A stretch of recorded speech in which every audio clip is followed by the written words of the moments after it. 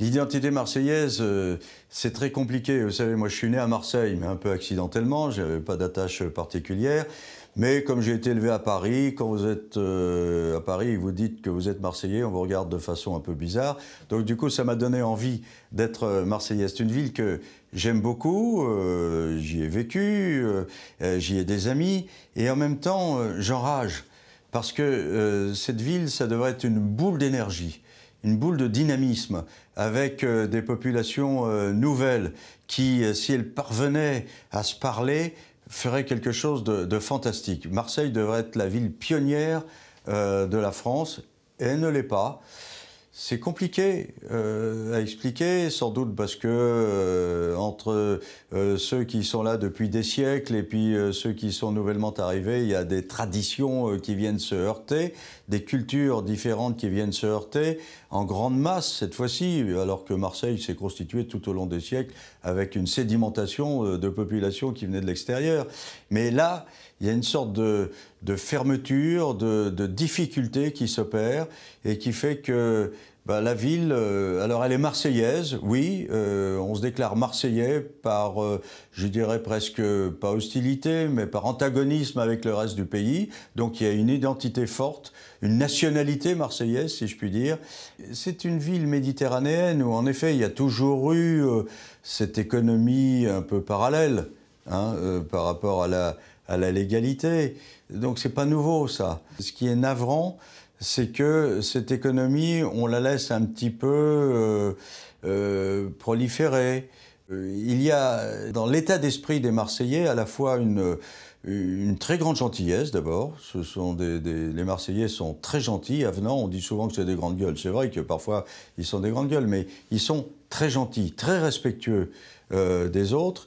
Et puis en même temps, ils ont en eux l'idée qu'après tout, la vie s'est toujours organisée un peu avec la marginalité et que donc il faut aussi tenir compte de cela. Et c'est ce contraste culturel finalement qui s'est accumulé au long des décennies qui fait cette particularité, c'est qu'à la fois on veut être légaliste, on est très heurté à Marseille quand un délit est commis, et puis en même temps, bon, il faut bien se débrouiller.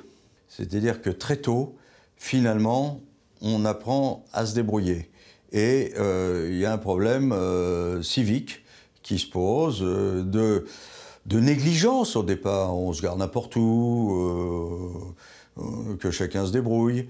Et finalement, il y a un climat qui se crée, qui, petit à petit, donne le sentiment probablement à des jeunes que le respect strict de la loi n'est pas la chose la plus essentielle de la vie. Voilà. Et après, la ligne jaune, elle n'est pas toujours bien marquée.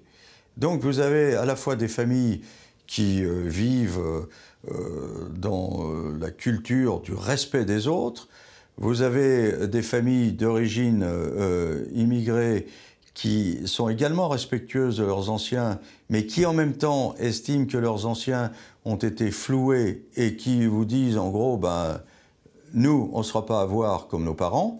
Donc il y a une sorte d'antagonisme qui se crée, d'hostilité qui se crée, et tout ça au milieu d'un foisonnement de gestuels quotidiens qui fait que la police, le respect strict de la loi, encore une fois, tout ça est un petit peu occulté, et avec deux catégories de population qui ont bien du mal à se parler. C'est plutôt ça, à mon sens, le vrai problème, enfin qui est à la racine même. Parce que le trafic dont vous parlez, eh bien, il naît de ça, de ce foisonnement de pseudo-illégalité et de difficulté qu'il y a à se parler. Combien de fois j'ai entendu dire avec une sorte de fatalisme « Oh c'est Marseille, voilà, on n'y peut pas grand-chose, c'est comme ça ». Puisque vous avez une belle réunion aujourd'hui, essayez de faire en sorte qu'on n'entende plus « c'est Marseille, c'est comme ça », mais que ça bouge.